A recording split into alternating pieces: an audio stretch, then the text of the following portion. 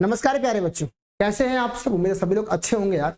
और या तो आप लोग अपना पॉलिटेक्निक प्रवेश परीक्षा का जो पेपर है, ऑनलाइन पेपर हुआ है, या तो आप लोगों ने दे दिया होगा या फिर आप लोग एग्जाम दे रहे होंगे। खैर, इस बात को एक साइड रखते हैं।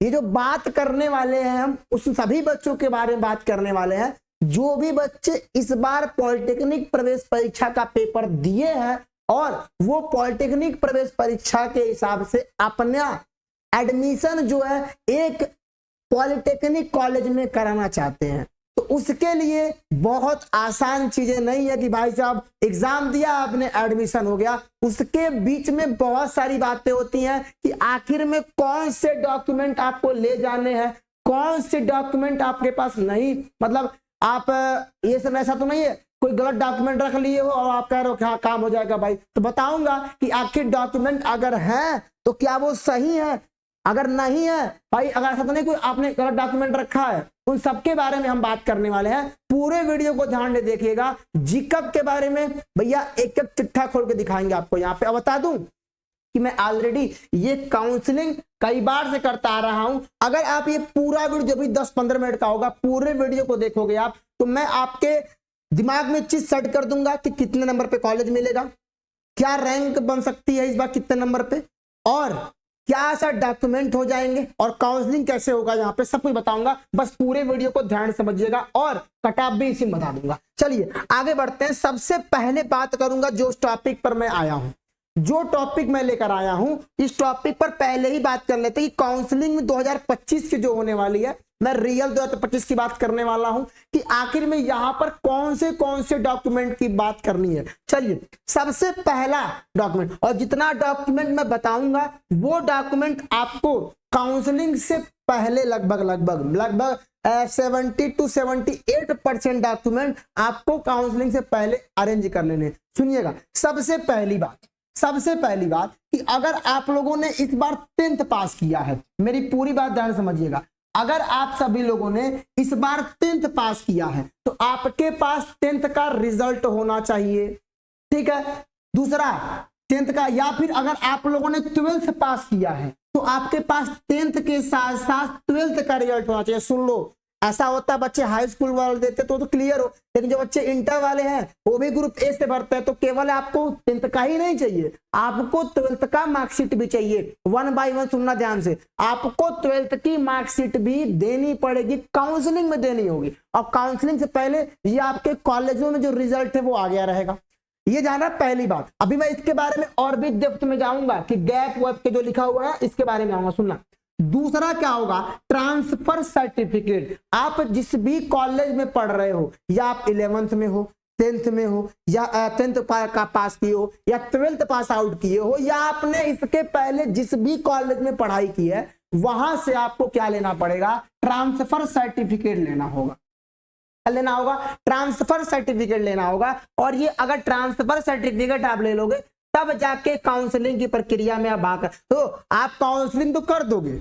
ये पूरा खबर जब आप डीवे के लिए जाओगे ना, जब डीवे के डॉक्यूमेंट वेरिफिकेशन में, तो ये सारे के सारे डॉक्यूमेंट जो डॉक्यूमेंट वेरीफाई करेगा आपसे 1 by 1 मांगेगा। अगर एक भी नहीं रहा ना, घुमा देगा भाई साहब। तो ये ध्यान रखना, तुमने इसके पहले कितनी पढ़ाई की है ये उस टाइम मैटर नहीं करेगा, तुम्हारे पास डॉक्यूमेंट कितने हैं वो मैटर करेगा। और ये पूरा मैं हेल्प करूंगा, मैं खुद पर्सनली काउंसलिंग करने वाला हूं, ये ध्यान रहे। मैं लास्ट में सब कुछ बताऊंगा, पहले सुन लो। यहाँ पर टीसी होना चाहिए और सबके पास आधार कार्ड होना चाहिए। जितने भी बच्चे हैं सबके पास आपका आधार कार्ड होना चाहिए, एकदम अपडेट आधार कार्ड होना। हो सके भाई साहब अपना थोड़ा चेहरा बदलवा लो यार, देखता हूँ कई बच्चे भाई साहब कक्षा 2 के ही फोटो लगे हुए हैं इसमें, तो बदलवा लो, ठीक है। हर चीज अपडेट करा लेना। और एक भैया सबसे इंपॉर्टेंट बात बोलूंगा, ये जरूर देख लेना कि जो तुम्हारे हाई स्कूल के मार्कशीट में चीजें लिखी हुई है, नाम, पापा का नाम, मम्मी का नाम, एड्रेस, जो भी चीज लिखा हुआ है, ये देखना कि 12th में सेम है कि नहीं,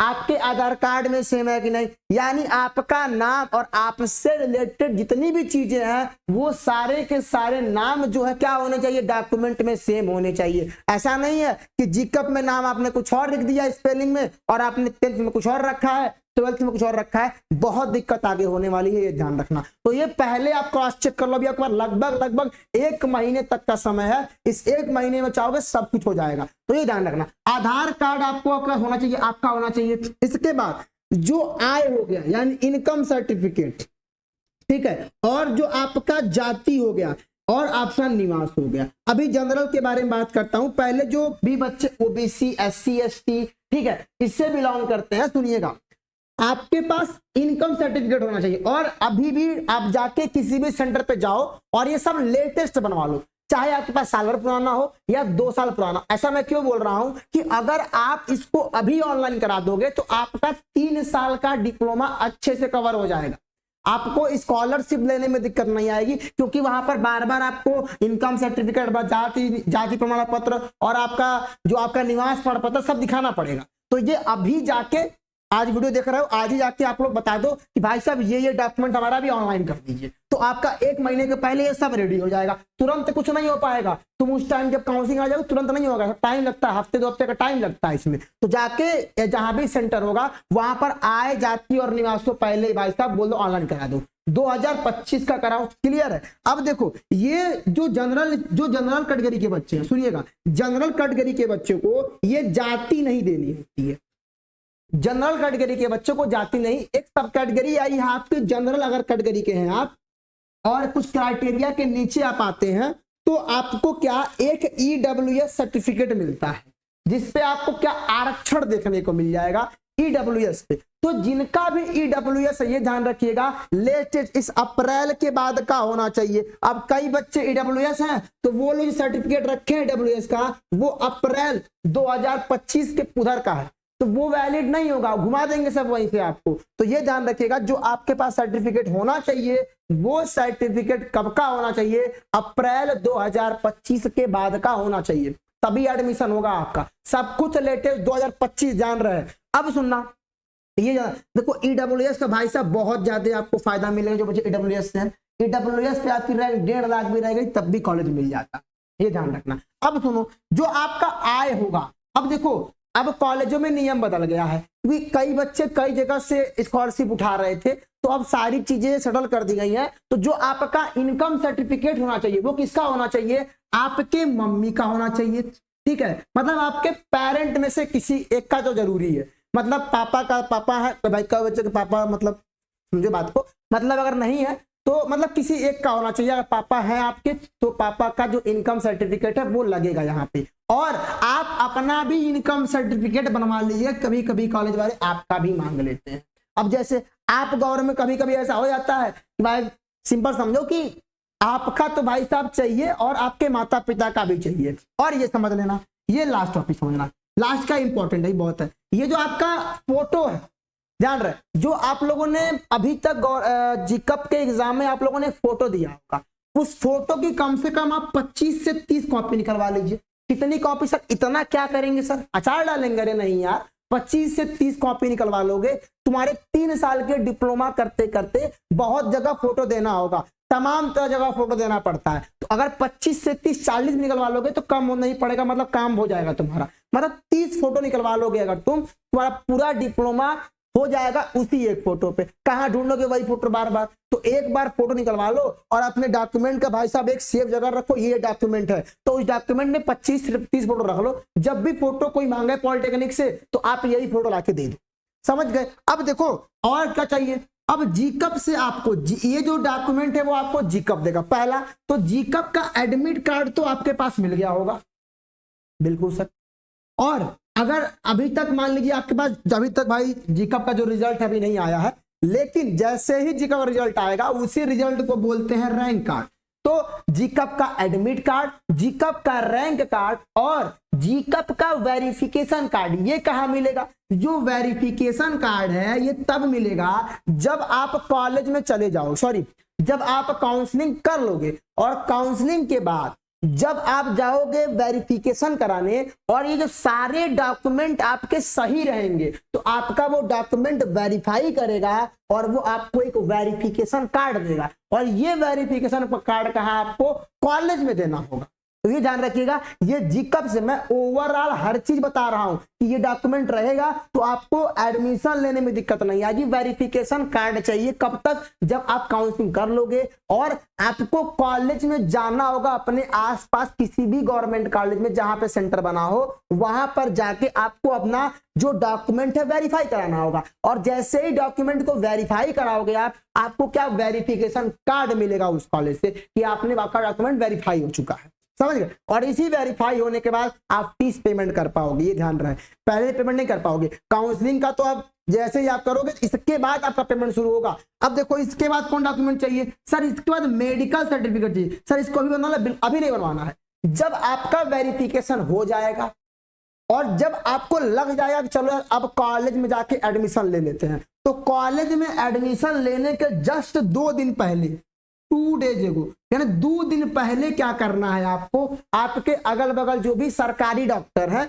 उनसे आपको क्या करना, अपना मेडिकल सर्टिफिकेट बनवा लेना है। कई बच्चे देखते हैं ब्लड निकलवा रहे हैं, अरे भाई इतना नहीं, आप किसी डॉक्टर के पास जाना, अपने अगल बगल जो भी गवर्नमेंट कॉलेज, जो भी गवर्नमेंट डॉक्टर हो, किसी भी गवर्नमेंट डॉक्टर से आप अपना मेडिकल सर्टिफिकेट बनवा सकते हो, ठीक है। अब सबसे लास्ट में आते हैं वो बच्चे जो 12th के बाद साल भर का गैप, 2 साल का गैप, यानी ड्रॉपर, जो लोग ड्रॉप ले लेते हैं, मतलब आप कुछ टाइम के लिए कहाँ थे पता नहीं। अब ये देखो, जो बच्चे 10th बेस पे फॉर्म भरे हैं और वो 12th किए हुए हैं, तो उनको गैप लगाने की जरूरत नहीं है।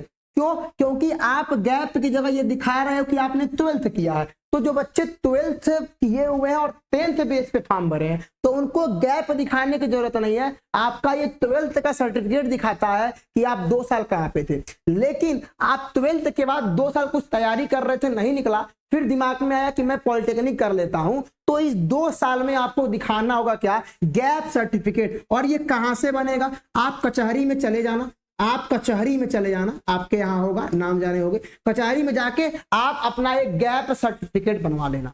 तो ये जितने भी डॉक्यूमेंट थे आप लोग एक बार इसका स्क्रीनशॉट ले लीजिए और अभी से प्रिपेयर करते रहिए इस चीजों को, तुरंत नहीं होने वाला, इसकी शॉट ले लीजिए अभी तुरंत आप लोग, ठीक है। तो आप लोगों ने इतने का स्क्रीनशॉट ले लिया होगा। अब थोड़ा मैं डिटेल बात करने वाला हूं ईडब्ल्यूएस के बारे में, जो जनरल कैटेगरी के बच्चे हैं, क्योंकि इनसे भाई साहब पिछली बार मैं कुछ कहानी समझाता हूं, बहुत बड़ी बड़ी गलतियां हुई थी इन लोगों से, वहां हम भी नहीं कुछ कर पाए। क्यों भाई साहब, गलती ही नहीं की थी। अब इन लोगों ने जो इन्होंने अपना कैटेगरी सिलेक्ट किया कि हम ईडब्ल्यूएस कैटेगरी से हैं, बिल्कुल सही है। जीकअप ने इनको कॉलेज जो अलॉट किया, वो भाई साहब कॉलेज कैसे अलॉट किया, जो इनको इन्होंने भाई साहब कॉलेज, सिंपल शॉर्ट में लिख रहा हूं, जो कॉलेज अलॉट किया वो ईडब्ल्यूएस कैटेगरी पर अलॉट किया। और जब ये वेरिफिकेशन के लिए गए,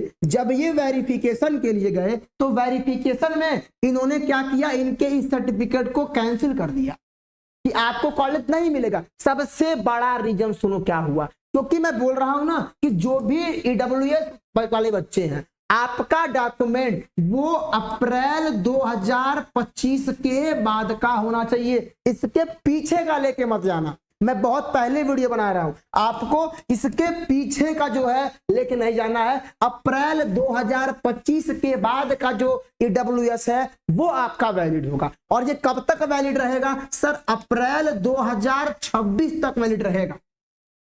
तो आपको जो ईडब्ल्यूएस लेके जाना अप्रैल 2025 के बाद का लेके जाना है। इसके पहले का लेकर गए तो पूरा का पूरा तुम्हारा भला 400 में 400 नंबर आया है, कॉलेज घंटा नहीं मिलेगा।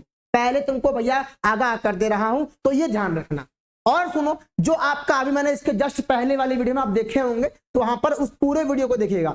आप इस चैनल पर जो भी वीडियोस आ रही हैं पूरे ध्यान से देखिए, काउंसलिंग में बहुत ज्यादा हेल्प होने वाली है। मैं कट ऑफ के बारे में बोला हूं कि अगर 50 नंबर भी हो जाता है तो आपका एडमिशन हो जाएगा। यहां पर मैं खुद काउंसलिंग करने वाला हूं, नीचे आपको नंबर दिख रहा है, नंबर पे कांटेक्ट करिएगा। जैसे आपका रिजल्ट आता है मुझे भेजिएगा, सर रिजल्ट आ गया है, कैसे क्या होना है, मैं आपका प्रॉपर तरीके से टोकन नंबर देके जो भी पेमेंट आप पेमेंट करेंगे, आपका काउंसलिंग यहाँ से किया जाएगा। क्या हमारी डिमांड, आपकी मतलब काउंसलिंग का क्या क्या प्रोसेस रहता है हमारा, तो पहले हम आपकी डिमांड समझते हैं कि आपको ब्रांच कौन सा चाहिए। अगर ब्रांच आप लेते हो, फिर अगर मान लो ब्रांच सही नहीं है प्रेजेंट टाइम में, तो हम आपको सजेस्ट भी करेंगे कि ये ब्रांच लीजिए, आपको समझाएंगे प्रॉपर तरीके से, क्लियर है। फिर उसके बाद दूसरा क्या करेंगे, हम ये देखेंगे जो आपका कॉलेज मिले वो आपके घर के बहुत ज्यादा दूर नहीं, लगभग 50 से 100 किलोमीटर के बीच में मिल जाए। अगर टॉप कॉलेज चाहिए दूर से हो तो भाई साहब कई बच्चे ऐसे होते सर कहीं मिल जाए तो कोई दिक्कत नहीं है, क्लियर है। फिर यहाँ पर जो आपका कॉलेज मिले वो कहां पर मिले, आपके मेन सिटी में मिले, मतलब आप जहां एडमिशन ले रहे हैं बहुत बैकवर्ड एरिया में ना मिले,